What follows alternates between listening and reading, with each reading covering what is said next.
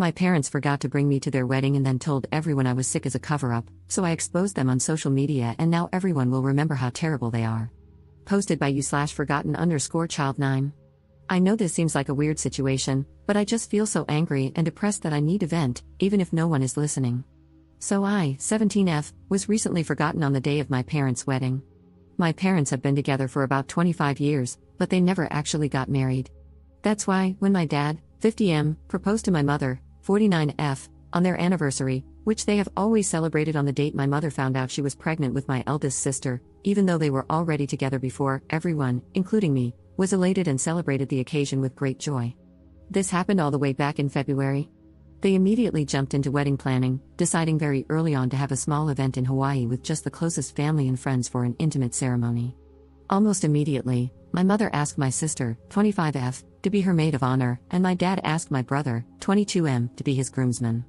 I wasn't surprised or offended by this. My sister had always been a mommy's girl, and they both enjoyed spending time together shopping and socializing, so they had a very close bond. The same goes for my father and brother. They always played football together and messed around with cars. My father even trained my brother's team for a while in middle school. That had always left me as the odd one out. I tried to insert myself into my family's hobbies and the groups they had within our home, but I was always rebuffed. Maybe they could sense that my interest in their activities wasn't all that genuine, or maybe they just didn't care. Either way, I was used to being the last and least important member of my family. Mom had sis, dad had bro, my parents had each other, and my two siblings were closer to each other than they ever were to me, leaving me very lonely and isolated in my own home. During the preparation for the wedding, it was initially suggested that I be the flower girl, but my sister thought that role would be more appropriate for her daughter, 3F, so that idea was quickly tossed aside. Later on, my maternal grandmother suggested that I might read a poem or give a short speech during the ceremony, but both my parents refused because they wanted the wedding to be low-key, and they didn't think a cheesy and sappy speech would fit their vision, their literal words. I was still okay with all of this, even though it hurt to know I would be the only member of the family to not actually be part of the wedding party or have any role at all on the day. As the day approached, my parents and siblings got more and more caught up in all the wedding planning. I noticed my mom didn't invite me dress shopping and that whenever they had discussions about the venue or the event, I was left out. So, I decided to see if they would realize that I wasn't being involved at all and kept quiet, waiting for them to ask me something, anything, about the wedding, but that never happened. The wedding was set for 3 weeks ago, at the end of August. The day before the departure, my mother casually asked if I had my luggage ready because we couldn't be late to the airport. I bluntly told her that I hadn't prepared anything. She looked confused for a second and then snapped at me for not being prepared. I then asked her if I even had a ticket, and her face went pale. Yep, they hadn't even bought me a ticket, and I'm not even sure if I had a room or any accommodations once there. Even though I was the only person in my family without a stable income, I work as a part-time babysitter. My parents had bought first-class tickets for my siblings and a couple of other friends attending the wedding but had forgotten me. My mom told me not to make a big deal out of it and that they could just find me a low-cost, last-minute ticket from a cheap airline, but I just replied by asking her, "Then what? Do I even have a dress for the ceremony?" She had gone with my sister to buy hers and all the other female guests months ago, but I wasn't included. That's when my father came in and told me to suck it up, saying that I've never been a girly girl, so I could just wear whatever. I got mad at this because, even though I'm not the most feminine girl on the planet, I would have loved to be included in such an important part of my parents' wedding. It wasn't about being feminine, it was about the fact that I had been excluded from everything that had been going on for months. We all got into a fight, with them calling me entitled and accusing me of making myself small intentionally so they would forget me, as if that's a valid excuse for ignoring a child. They ended up telling me that if I was going to keep this attitude, I might as well skip the whole thing altogether, to which I responded with a defiant fine, went to my room. The next morning, they all left for Hawaii without me. The ceremony was really small, but they all posted loads of pictures on Instagram and Facebook about how perfect and magical the whole week had been. People quickly noticed that I wasn't in any of the photos and asked my parents why. They replied that, unfortunately, I had caught COVID before the trip and had to stay behind. My blood boiled at this. I don't know why this was the straw that broke the camel's back, but it was. I decided to take a COVID test and posted a picture of myself holding the negative test, captioning it, "Not sick at all, just forgotten." I tagged everyone who had questioned my absence from the trip and the wedding in the picture, and, for good measure, also every person invited to it. I also wrote in the comments about how my parents had literally forgotten about me until the day before the trip and how they had actually uninvited me. Most people were on my side, while others couldn't believe it and thought there must be more to the story than what I was saying. But one thing is for certain, I completely ruined my parents' wedding, and their day was overshadowed by my confession.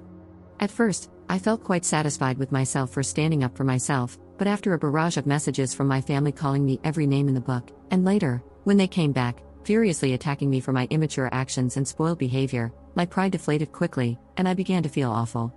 I hate my family, and I hate being in this house, but I'm a minor and can't leave just yet. I do feel like I could have handled the situation better, though, and now I feel so depressed that I'm second-guessing everything I did, from not speaking up earlier to the way I exposed them. I also feel guilty about the lack of connection between my family and me, and I wonder if I could have done more. Am I wrong for ruining my parents' wedding when they forgot about me? Update 5 days later. Hi everyone, I wanted to write an update earlier, but I'm still kind of a mess at the moment. However, since my post had such an overwhelming response and so many people commented and sent me messages, I figured I should share the latest developments. First of all, let me start by thanking everyone who commented on my post and shared their own experiences or perspectives on my situation. Thank you so much. A few days ago, I could barely find the energy to get out of bed, and my family's comments had really made me believe that I was guilty for everything that had happened. But after seeing the responses to my post and all the support you guys gave me, I felt somewhat reaffirmed in my actions and feelings towards my family. I'm still fighting feelings of guilt and depression, but whenever I start to spiral, I think about how much this community of strangers has had my back, and I try to calm myself down with your words. Thanks to your input and advice, I finally decided to call my grandma and tell her the full story. Just to clarify a point before going on, I mentioned this in the comments, but I feel like I should put it here too. My grandma, 77F, did not attend the wedding. She lives several states away and has mobility issues, so she doesn't travel anymore.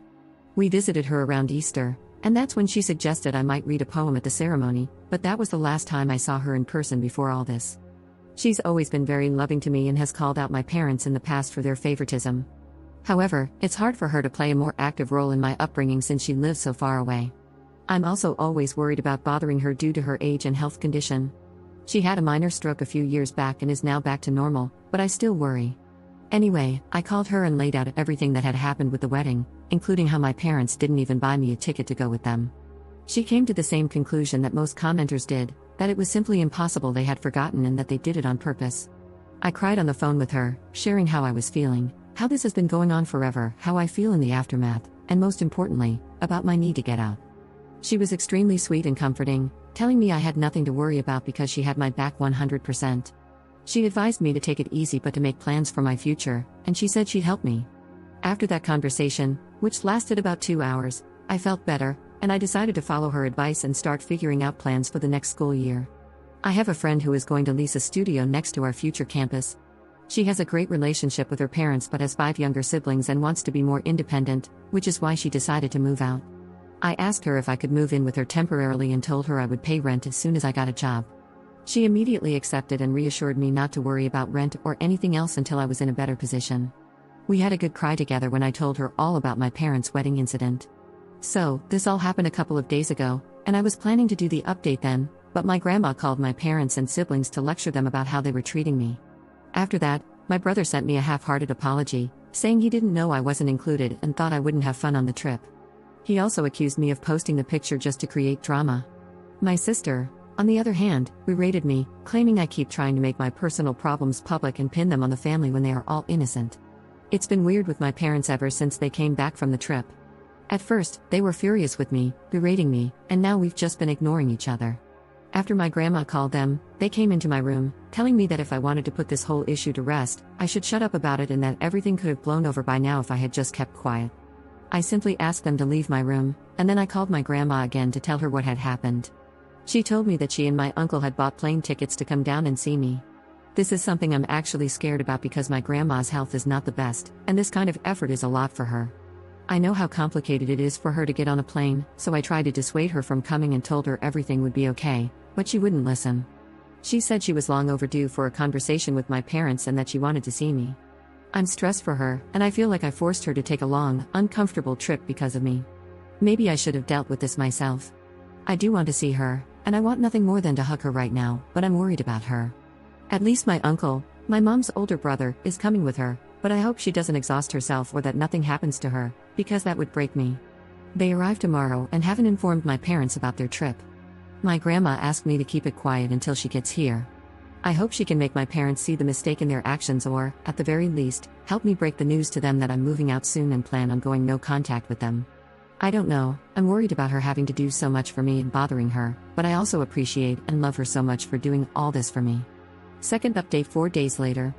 Hello, sorry for not updating sooner or commenting. As you can imagine, if you've seen my last posts, it's been a busy week, to say the least. A lot of people have been messaging me and commenting on the post, and I haven't had time to respond to anyone until today. I'm sorry for that. You all have been so helpful and caring about me and my story, and it's been truly eye-opening and terrifying to see how many people have gone through similar stories of neglect and abuse. I just want to thank you all for taking time out of your day to send kind words to this internet stranger. This update will be long, so I apologize for that. I'm just going to continue where I left off. So, my grandma called me to tell me she was coming here to see me and help me out.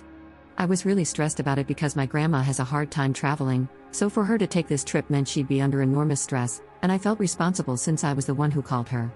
She arrived early Monday morning with my uncle, and I went to pick her up at the airport. Not gonna lie, it was a very intense and emotional moment. As soon as I saw her, I ran into her arms and broke down sobbing. I don't even know if I managed to say anything because I was crying so hard, and I had so many things I wanted to tell her. Thank you for coming, thank you for being so good to me, for having my back. I'm sorry for making you take this trip. I feel awful at home. I don't know if my parents love me, but I know you do. Am I an affair child? All of these thoughts, plus the guilt and anxiety, hit me all at once when I saw her, but she held me tight, telling me everything was going to be okay. My uncle hugged us as well. I don't know how long we stayed like that, but it must have been a while until my uncle gently told me we should get going. We grabbed a cab and went to their hotel. My grandma had teary eyes, and I could feel her breathing heavily, which scared me, but she kept hugging me and smiling the whole way. She had reserved a double room so I could stay with her for a few days. Once they were settled in and I had calmed down, we sat down, and I poured everything out for them. I told them about the years of neglect and emotional abuse, how miserable I had felt after the trip, but also how I'd been feeling that way for years. I explained how my parents were trying to make me feel guilty for everything that had happened, how scared I was about my future, but that my number one priority now was to move out of the house, even if it came at the expense of my schoolwork. I also told them I had made arrangements to move in with my friend and was looking for a job. Finally, I mentioned this post and how some people thought I might be an affair child, which had led me to start questioning that as well. It was a lot, and I could tell they were both really affected by what I was saying, but they kept comforting me and making me feel safe enough to open up. After I unloaded all my concerns, my grandma reassured me that I had nothing to worry about anymore and that she would always be here for me. First, she assured me that I was not an affair child. She told me that both my parents were thrilled when my mother got pregnant with me and that she knew cheating was a deal breaker for my mom, and she believed it was the same for my dad. According to her, the favoritism began showing when I was around 3 or 4 years old.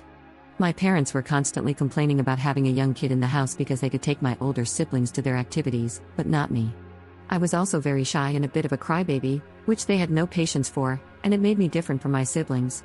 She told me that she knew my parents had saved more than enough for my college, they're really well off, so I had never been concerned about that until now, worrying they might pull the funds. She assured me that if they tried not to pay for my schooling, she would take care of it and wouldn't let me drop out due to money concerns. She also offered to help me with rent and give me an allowance to move out. She was very generous, and I thanked her for everything, but I also told her that this experience had been eye-opening.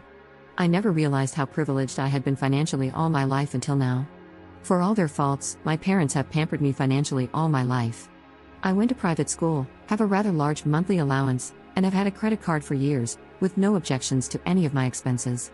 After reading the stories here, I realized how good I've had it and how being dependent on them has made me vulnerable to losing everything. Now, I want to be independent, not just from my parents, but from everyone. I feel like I need to learn to stand on my own. Writing this, and reading about people in truly awful situations, makes me feel like I've been a spoiled brat, to be honest. My grandma insisted that I accept her help until I don't need it anymore, and I agreed, but I'm still going to look for a job and work towards becoming fully independent. We relaxed for a while at the hotel because we were all exhausted from the morning, but in the afternoon, we grabbed a cab and went to my house. My parents were extremely surprised to see my grandma and uncle with me when I walked in, but before they could say anything, my grandma told me to go pack all my essentials while they talked to them. I rushed upstairs and could hear my grandma and uncle berating my parents for everything they had put me through.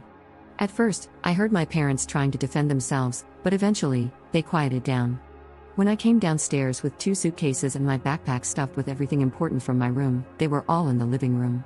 My father was beet red, and my mother was sobbing like a child. When she saw me, she extended her arms toward me, saying she was sorry, but I just said, "Save it," in the coldest tone I could muster. My dad then snapped, saying I didn't have to be a jerk, to which both my uncle and grandma immediately told him to shut up. I left the house at that moment and waited for the cab outside. At the hotel, my grandma reassured me that I wouldn't have to go back to my parents. She told me they had assured her my college tuition was never in question and that they had planned to throw me an extravagant birthday party and give me a car as an apology for the wedding mess. But my grandma saw right through it, recognizing that they were just trying to save face and coming up with these things on the spot. She made it clear that a party and a car wouldn't make up for everything they had put me through. Apparently, the moment that broke my mother was when my grandma told her that I had even questioned my paternity.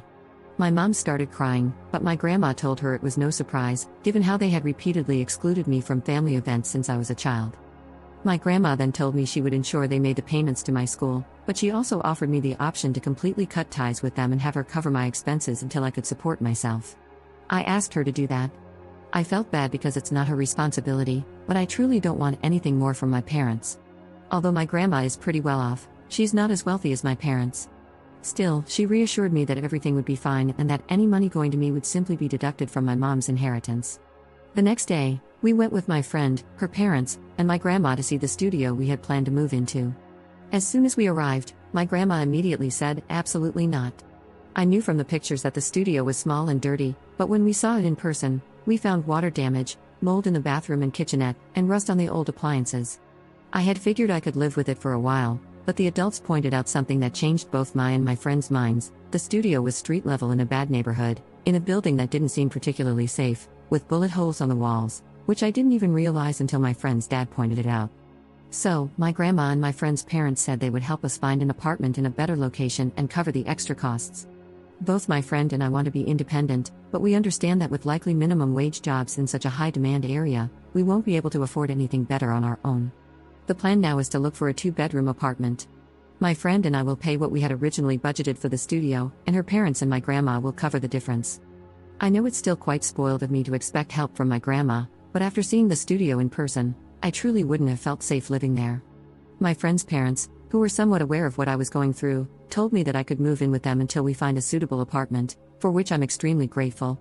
My grandma is going back in a couple of days, and I've been staying in the hotel with her since she arrived.